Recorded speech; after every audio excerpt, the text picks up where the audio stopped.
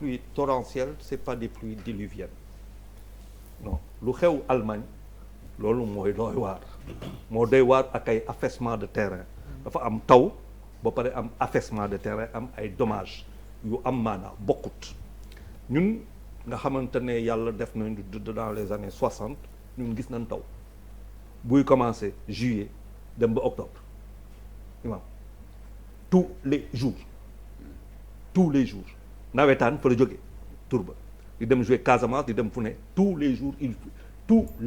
il pleuvait mais différence ga mooy que tu as le Sénégal de 1960 à 1980 Dakar presqu'île ga nee naa la foo mun ci taxaw Dakar ci digg bi tu es à 4 kilomètres de la mer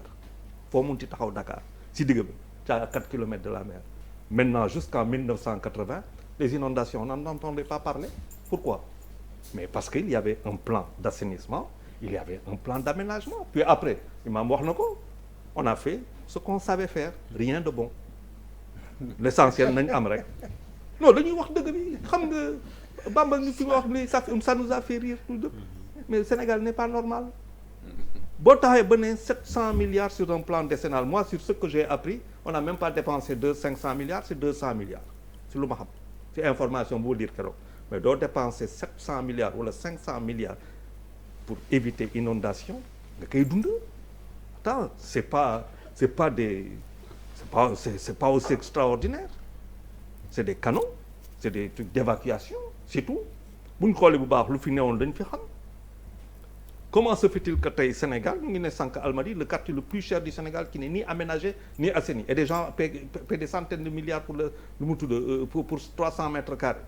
des centaines de millions nga xam ne y a un problème que nous avons dans ce c'est quoi le projet de société c'est quoi le projet de ville le projet de ville rek laay wax lan mooy suñu projet de ville nit ñi nan am fu ñu dëkk nga dugg fii Wakam actuellement où il y a des agressions comme ce n'est pas possible ay agressions comme je répète ça nga dugg fa dugg si biir Wakam mais da ngay waaru si yàlla les gens habitent sur des hauteurs et tout ça c'est pas aménagé ñu ngi bëgg a def bon c'est vrai que il y a des efforts qui sont en train d'être faits il faut reconnaître au président Macky Sall et ça on est d'accord c'est quelqu'un je pense qui fait de gros efforts mais il ne s'agit pas d'être là à la remorque problème am ngay réactif non il va falloir que définitivement nous opter pour une priorisation des investissements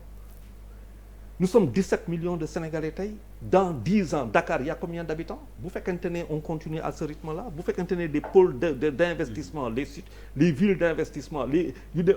amul si yenn régions yi bu fekkente ne Kaolack on n'a pas mis ce qu'il faut faire là-bas bu fekkente ne on n'a pas développé certains pôles capitales régionales de ce pays-là mais ñëpp Dakar la ñuy ñëw d'autant que pétrole bi fii lay gën a nekk ak yu demee noonu donc on va avoir une concentration vers Dakar ak non seulement ay nit yu fiy ñëw si on ne fait pas le nécessaire vers l'intérieur sans compter les étrangers qui vont venir donc le boom immobilier nga imaginez Pikine va être multiplié par 2 dans 10 ans il y a combien de Pikinois il y a combien de gens à Guédiawaye Parcelles Assainies ak yu demee noonu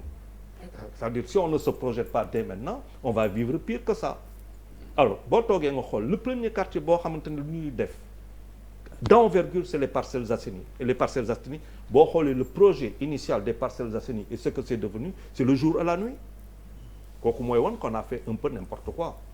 parce que ku gis Parcelles Assainies les parcelles sont assainies hein? Non j'ai dit entre le projet initial et ce que c'est devenu ouais. C'est ça que je dis c'est Parcelles Assainies on l'a bien dit assainies c'est les dernières Parcelles Assainies d'ailleurs du Sénégal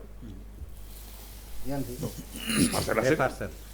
c'est-à-dire quoi donc dans les Parcelles Assainies ne sont pas assainies mais loolu alors c'est ça la vérité c'est l'appellation qui renvoie à l'assainissement mais dans le concret les Parcelles Assainies n'ont jamais été assainies aujourd'hui am na benn partie si yenn partie assainies waa parcelle la de waa parcelle la je suis mais dama ne parcelle Kër Massar aussi parcelle c'est pas assaini